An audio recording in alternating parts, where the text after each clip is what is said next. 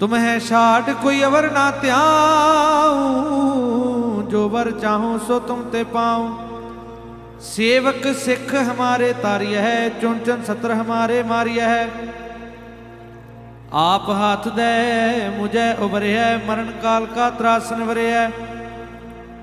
Who जो सदा हमारे पच्छा, श्री तुझु करे हो रच्छा। राख ले हो मोहे राखण हारे, साहिब संत सहाय प्यारे। दीन बंद दुष्टन के हंता, तुम हो पुरी चतुर्दशकंता।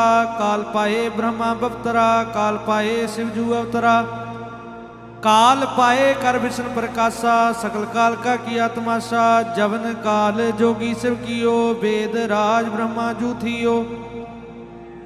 जवन काल सब लोक सवारा,